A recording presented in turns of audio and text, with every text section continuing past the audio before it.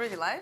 Oh, hi everyone. It's Thursday, it's 6 p.m. in Kiev, and that means that we're about to start our live Q&A session, and we are joined today by Murray and John. They're both fighting in the International Legion of DIU. Murray is representing the Ronin team Ronin, and John is from Vanguard team. So hello guys, it's very nice to see you here again. Yeah, thanks for having us on. How have you been? Doing well, thank you. Yeah. As far as I remember, you've been going through some recovery in Kiev right now. So how is that going for you both? What's up with you, basically? Yeah, doing well. I think we're both recovering some minor to significant injuries, but yeah, both taken care of well by the medical process, so recovery's good. Yeah, just got done doing some physical therapy, electrotherapy, which is pretty good. Right. Our topic of this live session is about the second anniversary of the liberation of Kherson. And I know that you both took part in this campaign.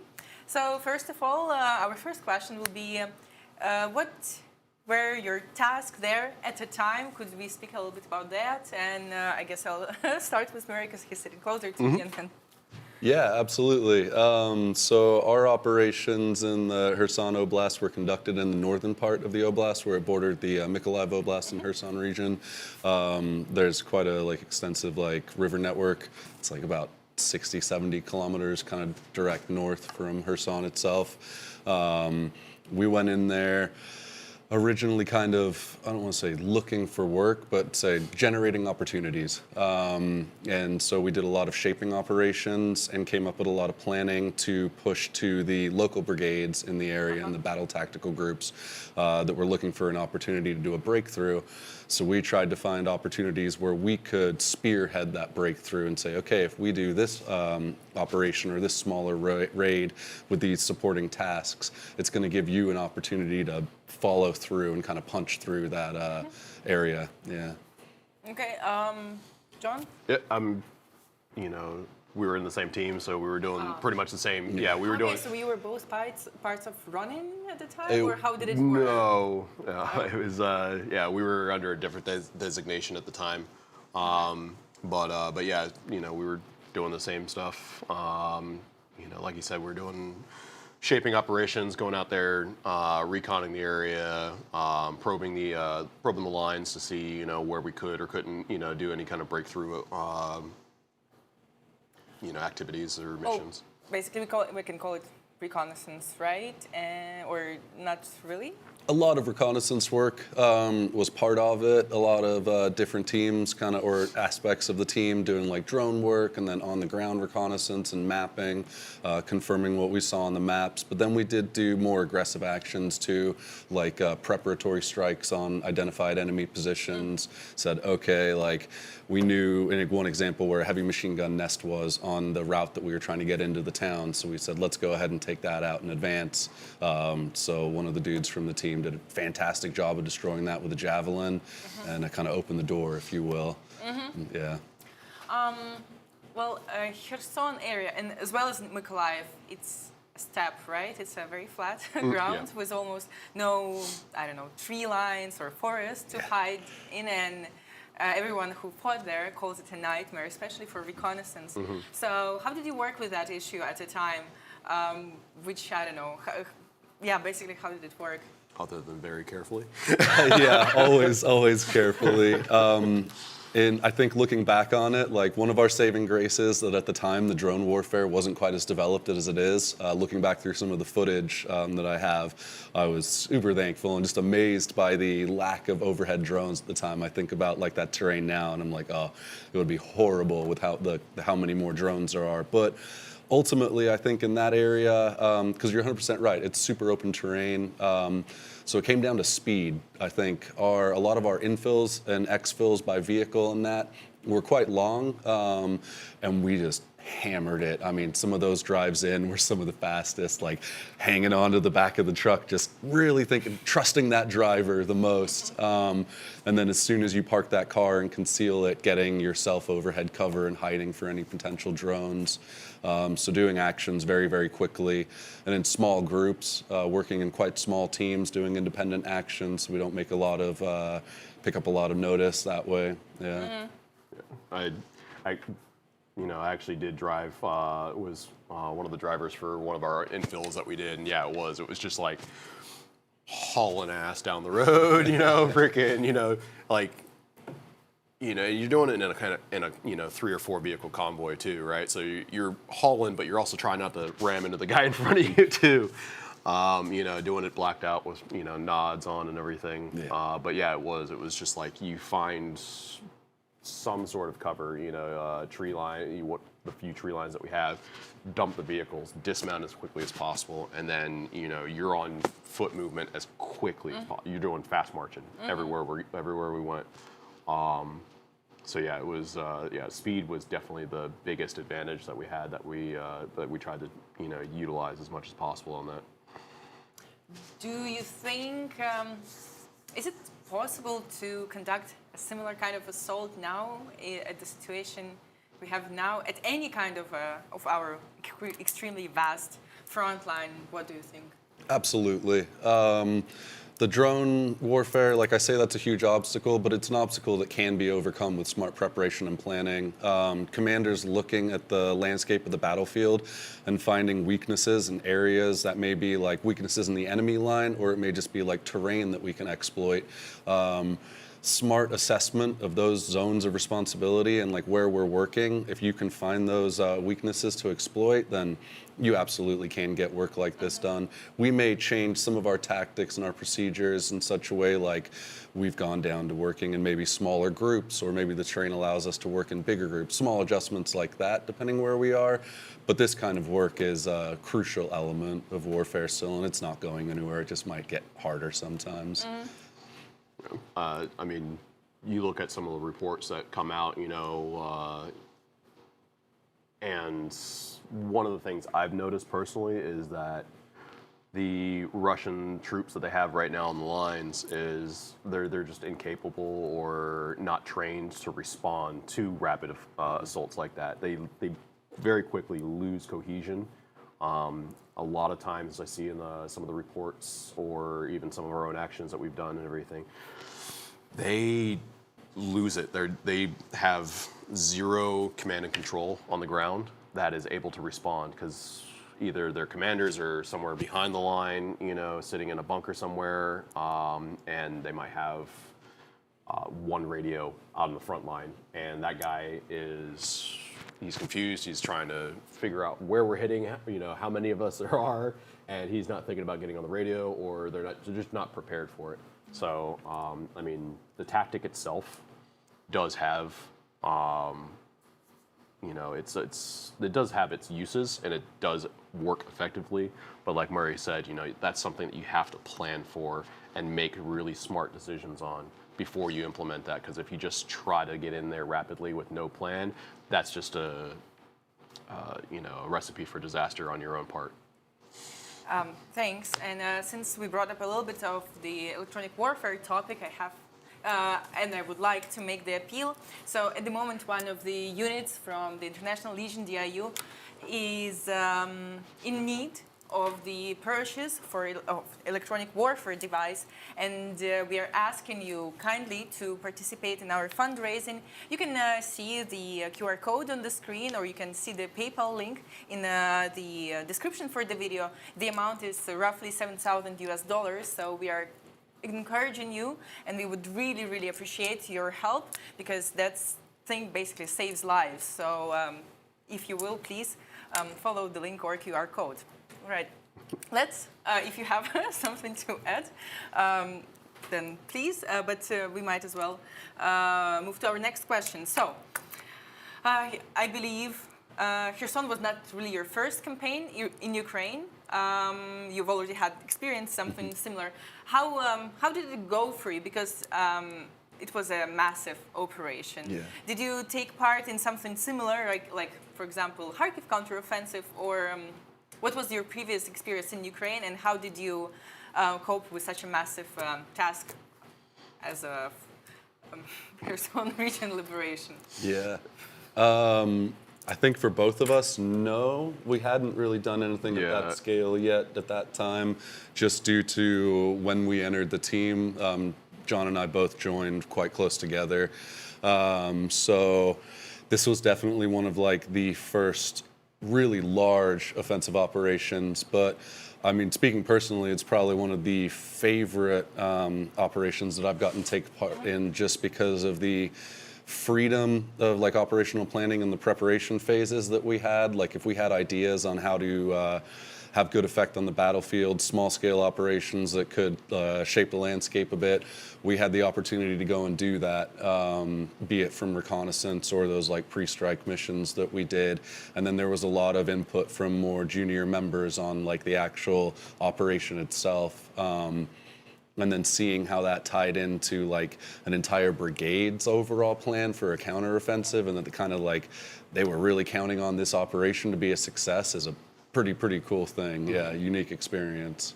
Yeah, it's definitely one of my high points. You know, for my participation in this war and everything, that the objectives that we achieved for this operation and everything was just, it made you feel good, made you feel like you actually were contributing something, you know. And yeah, I mean, to this day, it's one of my favorite stories to, you know, recollect and talk to some of my junior team members who are coming in and asking me like, oh, what's it like here and everything. Oh, yeah, you know, I got to basically play SOCOM in real life. So yeah, so it will stay with me for the rest of my life, that particular operation. Do you remember the November 11th of 2022? How did you know that Kherson was liberated, or were you actually in the first convoys to enter the city? No, we were stationed in Zaporizhia at the time, right? Yeah, we were stationed in Zaporizhia at the time. So when the first convoys were actually going into Kherson itself, so yeah, we found out from, I want to say we found out from our commander first, before we started seeing it pop up on the news, and it was pretty close though. You know, the media was all over that particular event, right? They were all over it. So I think we found out maybe a few hours before, at least from my recollection, we probably found out a few hours before started seeing the first like news media drops. But yeah, it was you still felt it, right? You still felt that sense of accomplishment. Like, yes, we finally got that. You know, we got that big win there. You know, you see in the pictures and the videos of all the people who had to sit there under that occupation. You know, I kind of had a sense of jealousy for some of the guys who were out there, because it was just like, all right, cool. You know, just to see and experience that. But even at a distance, you know, I still felt it. The assistance and the just pure emotion that was there. So yeah, it was definitely a high, you know, that got you going. You're like, yes, we're doing it, and motivated us to, you know, continue that work and, you know, put in that same amount of effort in the stuff that we were doing at the time. Did it feel maybe for a moment that like the war is almost over? Because I heard some these opinions. I also was very skeptical. I was like, no, it's definitely not the end. But some people, journalists or even soldiers, were like, oh yeah, it's the major thing. Now it's gonna be over very soon. Well, which didn't happen. Did you had a I don't think so, due to, like John mentioned, the fact that like we had concluded our operations in the region mid-September and then moved on to a newer area operation. So at that time, we had kind of concluded what we were doing and then just jumped right back into the workup for different ops. So we were pretty focused on like, okay, what's next? And the work that was to come was quite monumental itself. So what had just happened was rapidly kind of shifted out of everybody's view and was like, all right, here's the next one. So I think at the time, no one was thinking this is the end of it, not from our group at least. So in your opinion, what was the crucial point to make this whole operation successful, if any? Yeah, I would say once we identified, like, we had like small scale plans in the area and we'd been sending out multiple reconnaissance operations, checking out like neighboring villages and stuff, and we understood like the local brigades objectives. Like we knew what their plan was. They're like, okay, this is where we want to get to. This is our what we've been assigned as like our goal for the region. So we wanted to, okay, what can we do to assist that? And then once we checked out some places and we're like, this isn't feasible, we can't really do work to help them here. Once we saw this opportunity come up and then we started looking at some of the ways that we could get it done within our skill set, and kind of just like, I wouldn't say it spiraled, but it snowballed, I guess, of like, good idea after good idea, I guess. I don't know if they were all great ideas, but there was a lot of potential there for us to get it done. And then so being able to take that plan to the brigade, and you're kind of just like fingers crossed that they accept this, because it had been kicked back in different phases a few times. And they were like, yeah, it's greenlit. And we're like, okay, now we're doing this. That made it very real for us. I mean, it's kind of hard to get like a different opinion on it, because, again, we were doing the same thing. So yeah, I mean, the turning point, like for me, I think the introduction and the infusion of the HIMARS system added to our overall arsenal. Or available assets that we were able to use, because we did actually, our command actually did, was able to get that asset to assist us, and having that there was cool. It's really the only way to explain that. It was pretty cool, just from some of the safe house that I was in, while we're planning, while we're waiting for certain, either weather conditions or other assets to get into place and everything, you seeing those HIMARS launch, seeing them actively being used, things are still progressing. And, I mean, I don't even think at this time the Russians still don't really have an answer for just that one weapon system. And at the time, I think we had, six, it was like six in the region. Yeah, but it was like at the time, like they had just arrived in country. Yeah. I think we only had like between 6 and 12 of them at the time, and they were making such a massive impact on the battlefield. You saw them operating from all across the line, and wherever they operated, the line would actually push forward pretty much. So. I think the biggest thing, one of the biggest turning points that allowed us to do what we were able to do. Yeah, the favorite media's game changer, right? Yeah. So what could be compatible to HIMARS back in the days? Do we have some, have you noticed any tool, device, weapon system that has the same effect nowadays? What could be compared? Because F-16s were a big hope. Do you see it helping out? Do you see it working with or not F-16, maybe something else? What would be a thing that you would like to point out in terms of actual tools, not the people working? I'd say I've seen great effect from the French Hammer munitions. Super effective. That's a really good system. and I've seen it be put to use in like our different areas that we've worked up north. It's been used a few times quite effectively. That's a great munition. It does rely on like being released by an aircraft, yeah, so there's a bit more risk than the HIMARS in some ways, but getting more of those kind of munitions into the hands of like skilled Ukrainian pilots or operators, massive effect on the battlefield. I'd say the introduction or the addition of the ATACMS to the HIMARS Yeah, system. that's a good one. Getting that range out there, just, again, no answer for it from the Russian side. They either can't or they have very few assets that are able to intercept that particular system. I mean, we've seen on the news, training camps that are out there and they're out in formations and they're like having a good old time, whatever they're doing, and then you just see the cluster munition that the ATACMS have, and it just wipes out that entire grid square. On a smaller scale, though, the addition of the U.S.-made cluster rounds for the artillery systems that we have.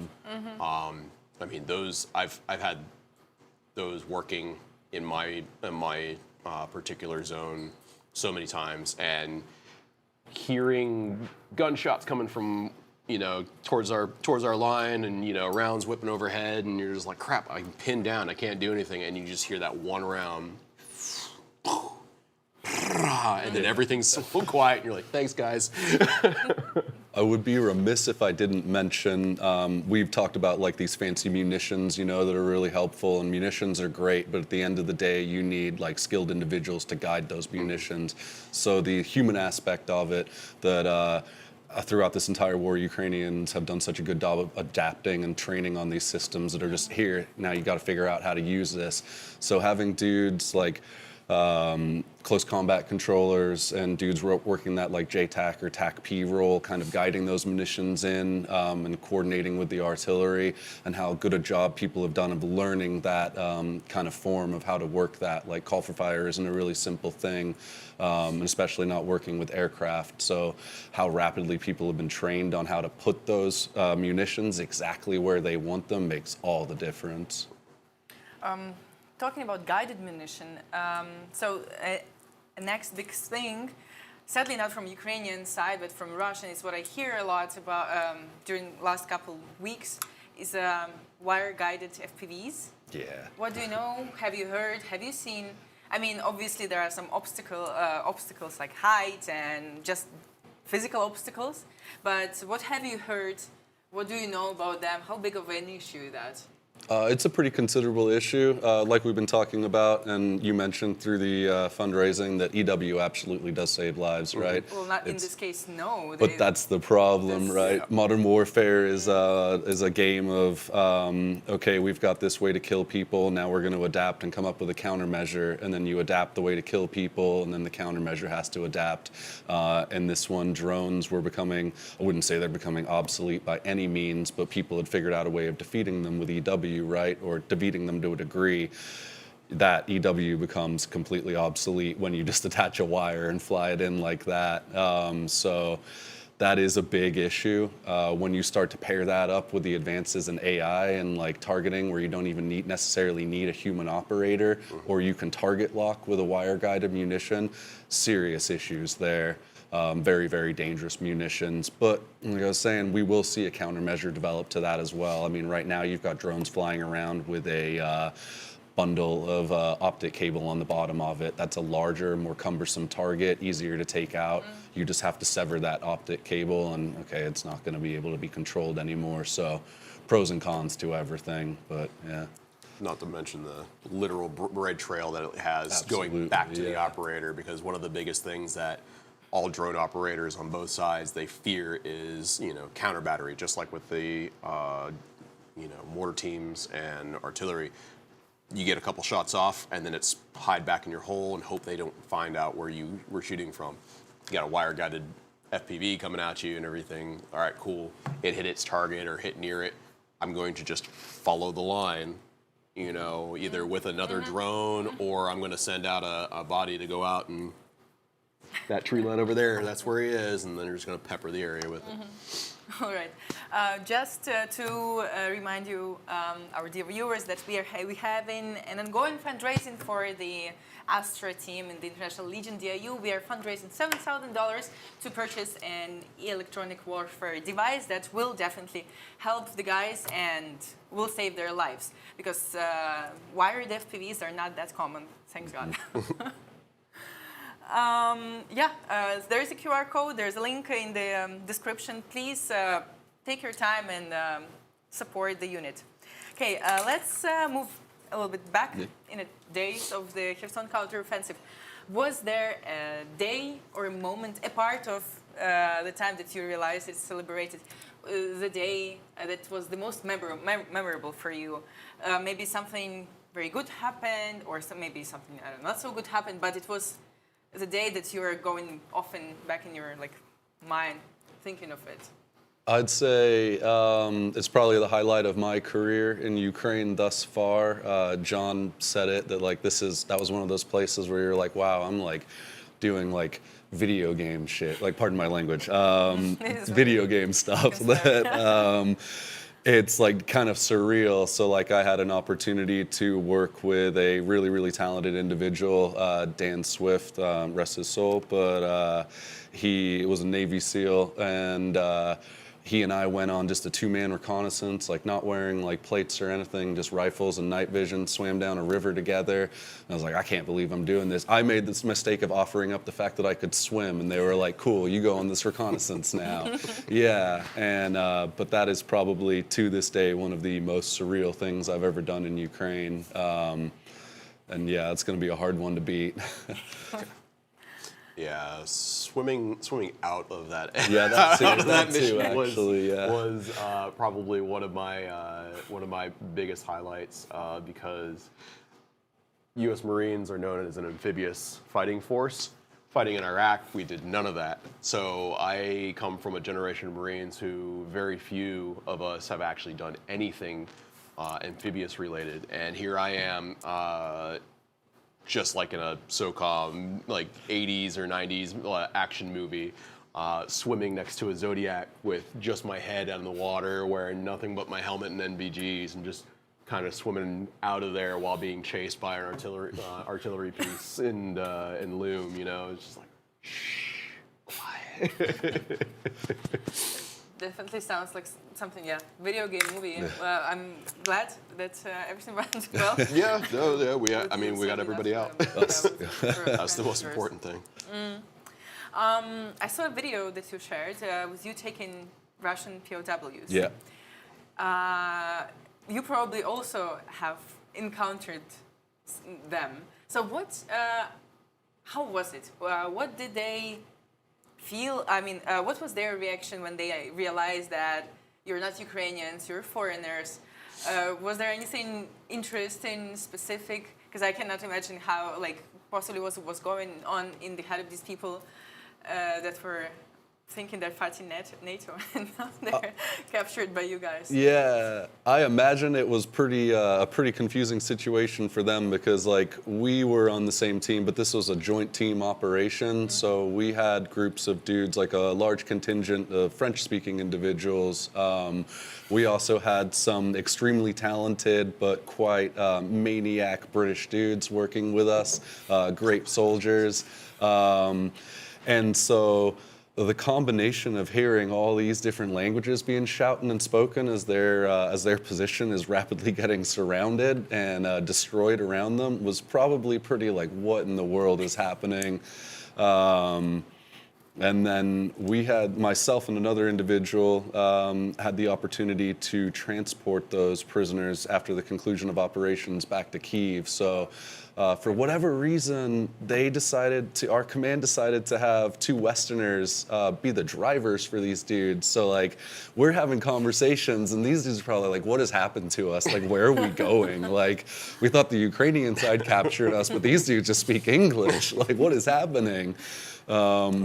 I imagine they were incredibly confused. Yeah, it was probably a stressful 24 hours. Did they try to establish the contact with you? Did they try to speak to you maybe? No, we were pretty strict with them. Like, don't take your blindfold off. Don't try to talk at all. Strict, but we were, they're still humans at the end of the day. We established pretty quick that they were DPR, LPR individuals. Yeah, so they weren't actual Russians themselves. But at the end of the day, like at that point, they were prisoners, and despite what had just happened in combat actions or whatever, like you have to treat them with a degree of humanity. Yeah, so like if they gave them water, gave them food, and that within reason. Not their parents. Like I'm not going to take care of them, but like they were. We didn't talk to them. No, there was the obvious language barrier there too, but minimal contact. Yeah. What about you, John? I was this close to dumping my entire can of PKM ammo into them. Because I mean, we approached we had just gotten done surrounding their building that they were in, which was this rickety old barn. And we were trying to figure out how best to get them either to come out to us or go in and clear them.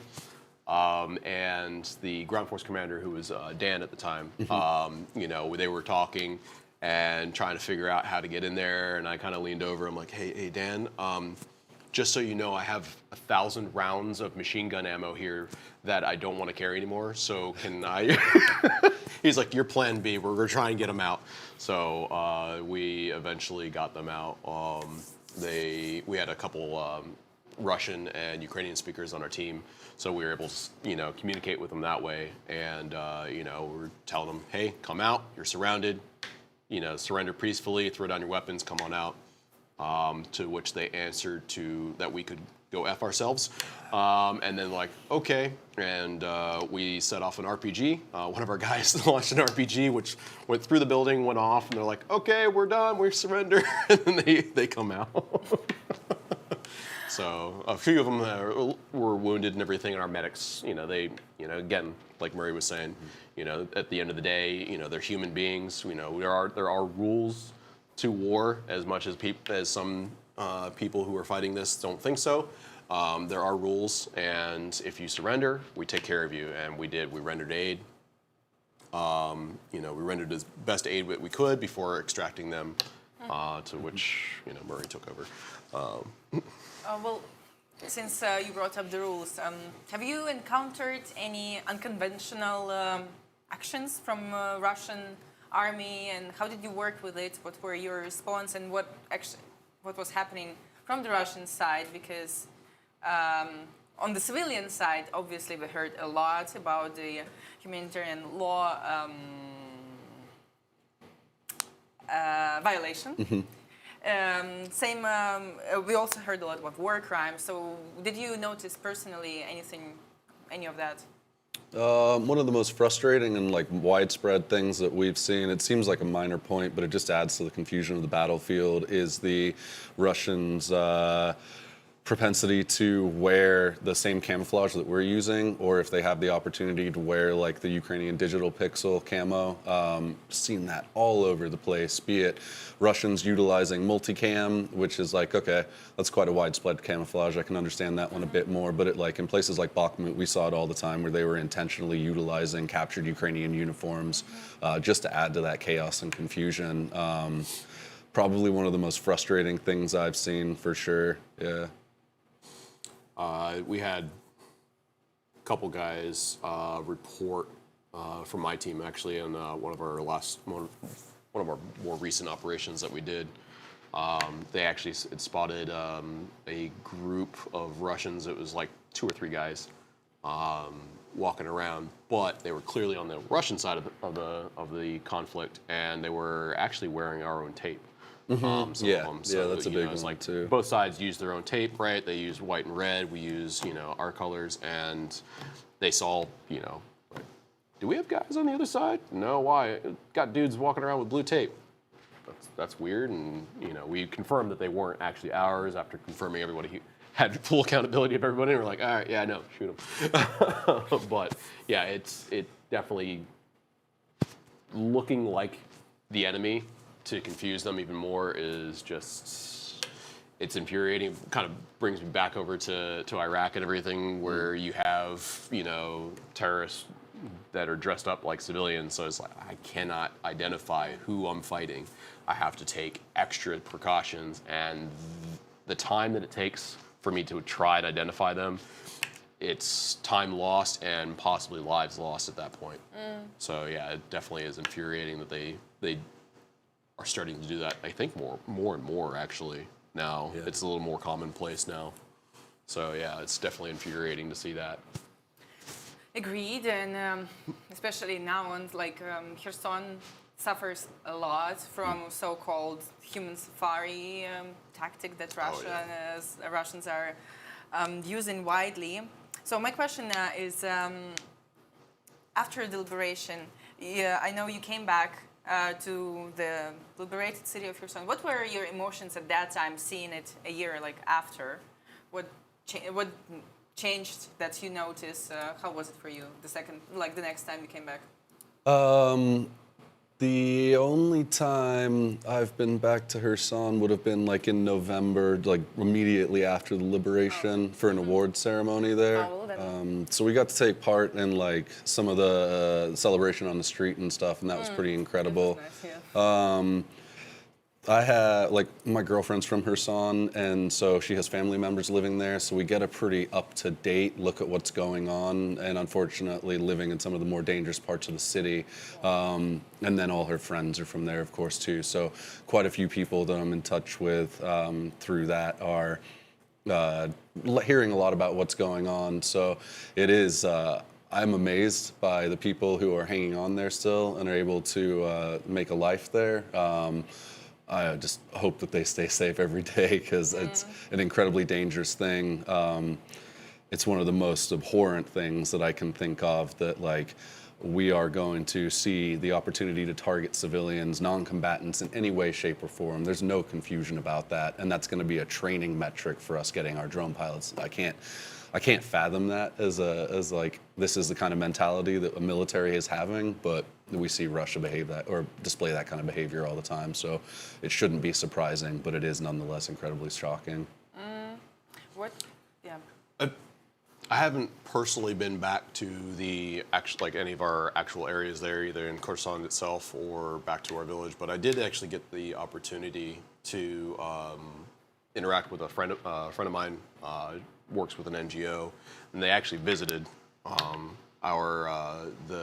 town that we had assaulted and actually helped push through and everything. And I got to see some of the video of the area. And this was actually shortly after the Russians had blown up the dam, so there's a lot of water damage. There's still the water levels are still pretty high at this point. But seeing that there was life returning to this small village, right? That was pretty positive. I was like, oh wow, you know, it's like I know that building, you know. Obviously, there are still destroyed buildings from the actual actions that were taken within that village, but to see that there are, you know, the civilian populace is starting to return was really, really good to see, because that just further proves, you know, the tenacity and the fighting spirit of the people here, you know, where it's just like the Russians are not going to take this from us, you know. Once we get what once was ours back, we're going to take it back. And these people in this village were proving that by, you know, taking back their homes and starting to slowly rebuild. I think in the video I saw that they were just starting to like repave one of the main roads in the town. You see some minor construction going on with some of the storefronts and a couple of the houses there. So yeah, that was really nice to see. Really, really proud, and again, that feedback, right? Of, you know, you did something here, and now you actually see the fruits of your labor. You know, bearing those fruits and flowers. So that was a feel-good moment, a really good feel-good moment. I can't help but think now about the Kakhovka dam. explosion, destruction by Russians. In your opinion, how did that influence the course of war at that time? Because Ukraine at the time was preparing for the 2023 counteroffensive, big one, which it went how it went, right? Did Kakhovka Dam play the part in it? So yeah, basically, what's changed? How things changed after the Kakhovka Dam? What was it a big deal in terms of like military, tactical, and strategical level also? Absolutely, yeah. I mean, it rapidly, within 24 hours, changed the landscape down there, which changed the whole tactical picture. Routes that people were using to get to the zero line are no longer viable. I mean, now we've seen the rise in like using of boats and stuff down there to reach the left bank. So I think it kind of, in a lot of ways, it stagnated the line differently. The Russians kind of were able to take that breathing pause. It's a lot harder for the Ukrainians to reach them because they were on the back foot for a long time there. Really, I mean, it looked for a little while like it was just going to keep rolling back. Like, at what point are they going to stop losing ground? We were making some monumental gains, and then that incident occurred, which kind of just separated everything, gave the Russians that breathing room and kind of dig in their lines again. So drastically, I think it slowed down all the efforts along that sector, unfortunately, and kind of stalled the momentum, but that will happen. That was a pretty unprecedented move on the Russians' part. I don't think a lot of people saw that one coming. So definitely a big pause button on the whole operation. Yeah. Definitely. Is it, just speaking theoretically, so the Kakhovka reservoir is basically like drying out. Is it possible to become a new, like, how you say, Platzdarm, the big land way to convey offensive, both from Russian side or from Ukrainian side? Could this new landscape be shaped into something that will serve as a new offensive like way? I think that it's something that people will probably keep an eye on in terms of their like defensive posture in those areas. But one of the things about rivers, and like, it's a basin at the end of the day, right? So it's a bowl. You are going to see people trying to use that land route for a very, very long way off. And once you're in that bowl, and if that terrain's like boggier than you thought it was, you start getting vehicles and stuff stuck. You are a sitting duck, like you are a big old target there. So I wouldn't anticipate anyone trying to utilize that terrain without significant reconnaissance, and like, you'd probably see the work being done ahead. But speaking about the Russians, for sure, you're going to notice that kind of like if they're aiming at trying to use that. But yeah. Something like that, you'd definitely be using and allocating major resources to try and take advantage of something like that. Like he said, trying to make use of that requires a lot of manpower or reconnaissance. And then if you were going to use it as a route for transport, if you're going to try and use a terrain feature like that as maybe even a staging area, there's got to be a lot of buildup going on there. And yeah, you can't hide that. You can't hide that. It's just like how we saw for months and could watch in real time the Russians building up their defenses in the south and everything. We saw that every single day. There was no hiding it. They weren't trying to hide it because it's impossible to do so. But we couldn't stop it either, right? At least not at that point in the war and everything. So something like that coming down the road, I don't think we're going to. I don't think that would be something that we probably actually do, but I'm not. I'm not paid to think that high up. Okay. So like, Kakhovka Dam was like kind of a preventive strike, I guess, from Russians. But how were they defending at the time of the Kherson counteroffensive?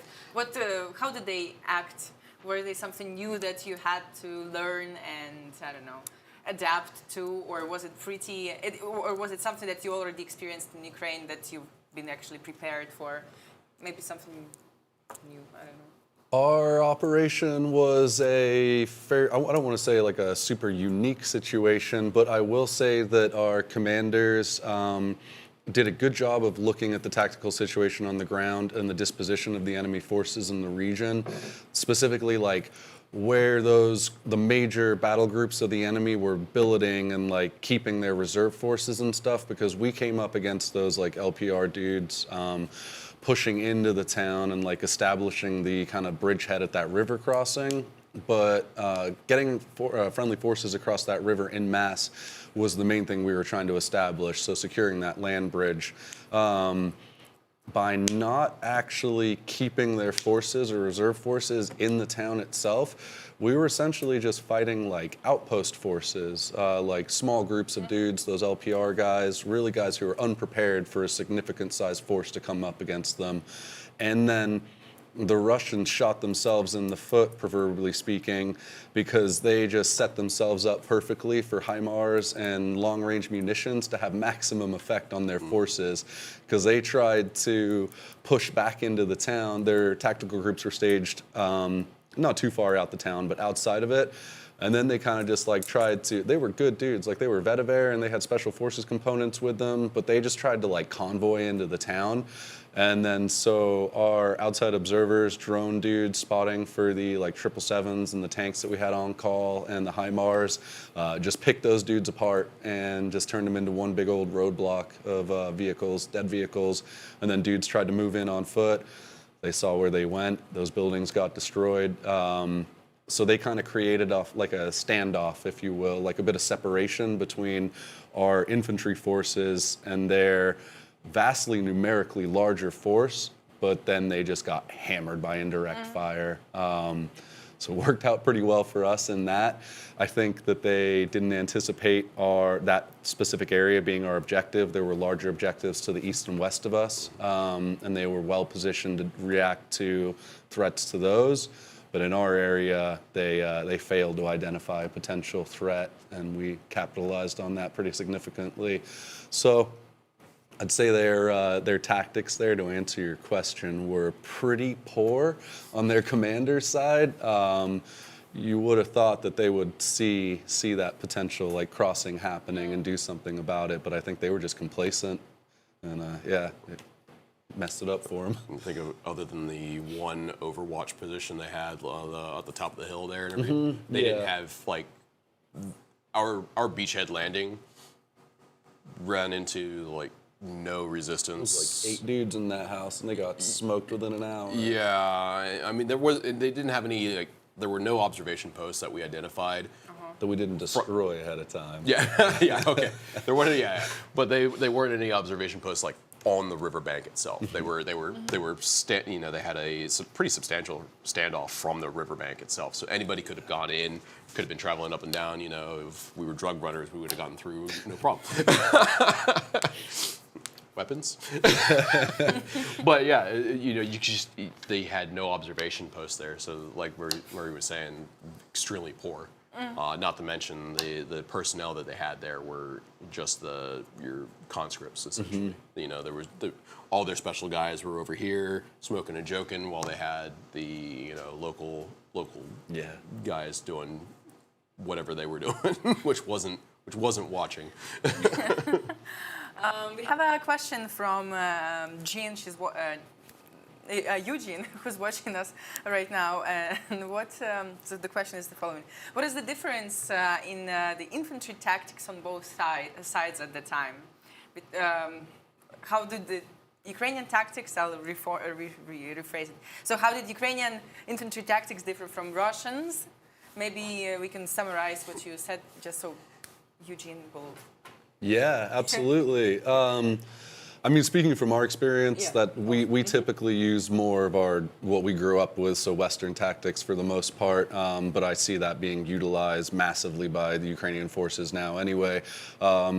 So in that case, we were using like raid tactics, and that we like sent in a light reconnaissance force to make sure everything was good. Once we established a small entry, had that secure, we just absolutely hammered them with like a precision infiltration of really good soldiers to a specific area, and then once we had that point established, the idea was okay, like mass Ukrainian troops are going to follow on. I mean, we had dudes from the Legion there, but we were also working with Ukrainian soft counterparts for that operation. I can't name names, but you know who you are. And they were fantastic on the ground with us. So it was really using skilled infantry, and then coming back to that speed idea, if we maintained our momentum, we didn't just get there and sit in one spot. We tried to continually move forwards until we came up against significant resistance, destroy that with precision munitions, and then see what we can do from there. Which I think I would say is the vast difference in that Russians typically like to use like grid square artillery, but it's like a whole area saturated effect, which is what they tried to do to us there. And sometimes it can have really minimal effect. We had a significant force of dudes there. They absolutely leveled the sector of the village we were in, and we didn't take a single casualty from artillery that day, did we? So whereas we were using artillery in support on specific targets, which night and day difference there. Yeah. Quality over quantity. Exactly. So the liberation of Kherson and the region is considered to be one of the most significant victories right now. We also, we already went through this. But aside of the emotional moment, why, in your opinion, is it such a big deal? Was at that time and maybe still is now? Yeah, we talked about this a little bit before, discussing our thoughts on it. And I think for me, I would say that it solidified that southern region as the Dnieper being that like point that the Russians go no further than. They are solidly back on the left bank there now, you know, give or take like their skirmishes and whatnot in the middle ground. But the ability for them to cross back over the Dnieper and gain that foothold again is significantly reduced. And then I think the point that you brought up. Yeah, the fact that, you know, because it's pretty much a linchpin, almost an entryway into, you know, which is one of our ultimate goals, right? Crimea. That particular zone they cannot let go, so they have to commit a lot of troops and equipment to that area. Even if they can't push themselves out or push themselves forward, you know, they have to keep us from going through. So the fact that the Russians have to hold that so tightly now has resonated across the line in the way of, or in the form of, you know, a weaker Russian line. Now that's not to say that that's a, you know, we can just go wherever we want and do whatever we want on the line. But I would say that over the last, you know, over the last couple of years now, if Kherson didn't happen the way that it did, and it wasn't being held like it is right now, we would see a lot of events not happen the way they had. Like Bakhmut would have fallen a lot faster, I think. You know, you know, the Kursk incursion probably would have been on the table, and so many other villages and cities and battlefields we would see drastically different outcomes on those fields. So, you know, taking Kherson strategically and tactically is probably one of the more important events that has happened and continues to resonate as being important. You know, on the kind of I guess the PR or political side, however you want to look at it, right?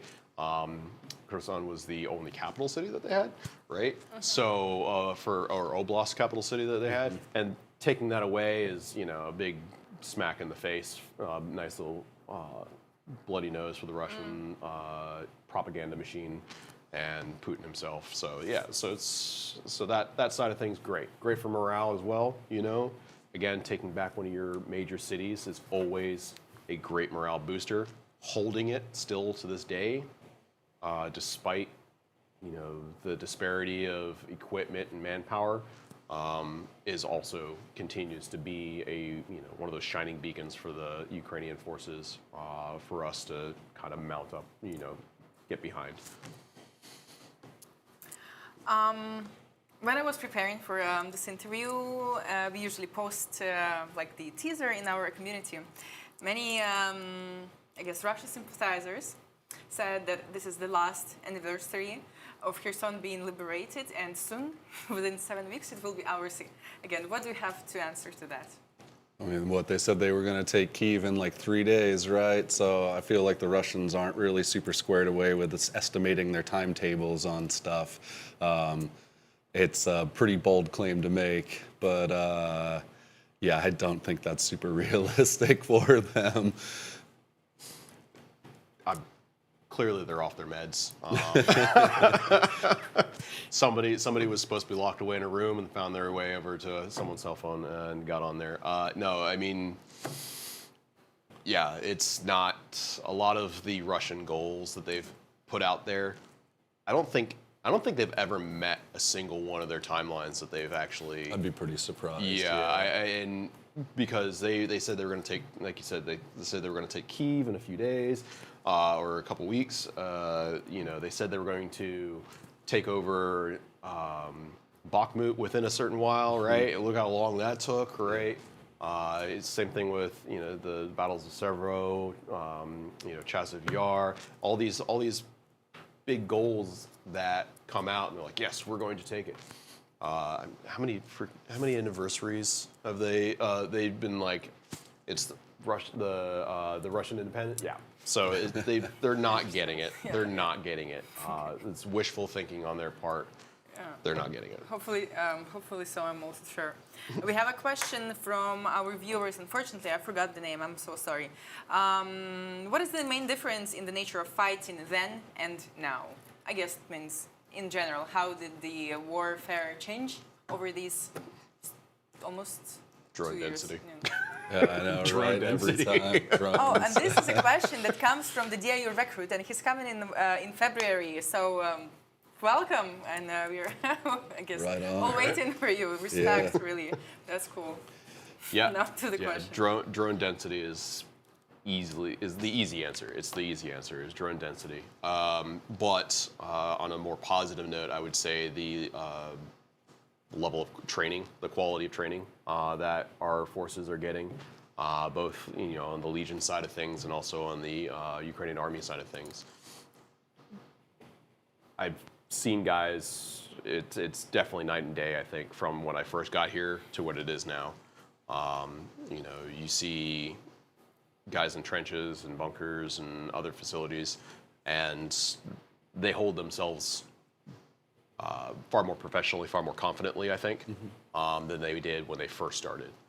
There was, some of them had like kind of a wild, I don't know if wild look in their eye would be the best. Like it's not really like wild, like they're crazy or anything. It's more like, there's the shock of being in that position, because again, we see a lot of guys who are firefighters or bakers and everything. Military life was never on their agenda, and here they are now. But now they're holding them. A lot of these people are holding themselves a lot more confidently. You see the actual discipline. You see some of the training and knowledge being utilized more comprehensively and everything. So it's definitely night and day as far as the training side of things goes. And I think that I'm for our side again more positive than just they're filling the skies with drones. I think that would be probably one of the biggest differences. And by the way, we have an ongoing fundraising for the Astra team of the International Legion DIU.